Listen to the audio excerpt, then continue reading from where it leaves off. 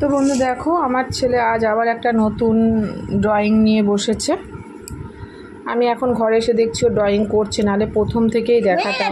আমার এইটা করবো আর এইটা করবো, এটা প্রথম থেকেই আমি তাহলে প্রথম থেকেই তোমাদেরকে শেয়ার করতাম পুরো মানে পেন্সিল থেকে, কিন্তু এসে দেখছি একটু ভুল হয়ে গেছে, আকাশি কালার দিয়ে দিয়েছি, এখানে একটু হালকা করে ভুল।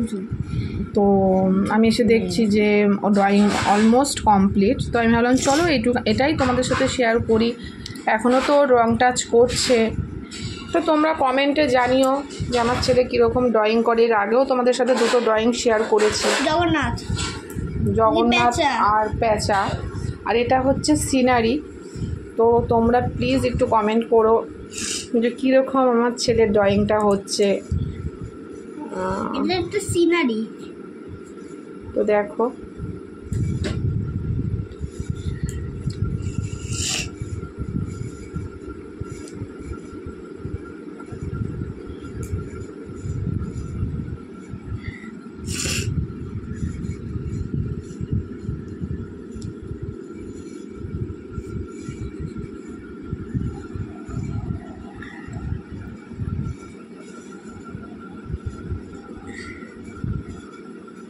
সত্যি কথা বলতে ওর বয়সে যেরকম ও আঁকছে আমি কখনো ওরকম করিনি। যতটুকু স্কুলে মাথার মধ্যে কত কিছু রাখতে হয় জানো। হ্যাঁ, কিন্তু এখনকার প্রত্যেকটা বাচ্চা যতটুকু পড়ছে ততটুকু আমরা মা হিসেবেও এই বয়সে আমরা করিনি কখনো। তো সত্যি এখনকার বাচ্চারা যদি আমাদের সময় থেকে দুষ্টুমিটাও বেশি করলেও এই সমস্ত দিক থেকে কিন্তু বেশ পারদর্শী। আমরা ছোটোবেলায় যেরকম শান্ত ছিলাম, কিন্তু এই সমস্ত দিক থেকেও আমরা কিন্তু অতটাও ভালো ছিলাম না। কিন্তু বলে না যে সবাই সব কিছু হয় না। তো দেখো এখনকার বাচ্চারা জ্বালাতনটা বেশি করলেও চট করে সব জিনিস কিন্তু বেশ ধরে ফেলতে পারে।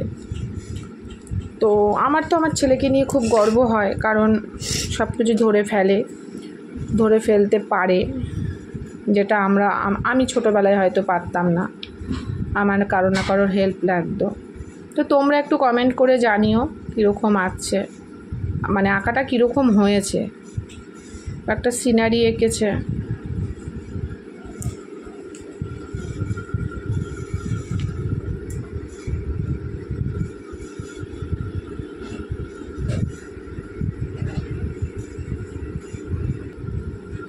তো দেখো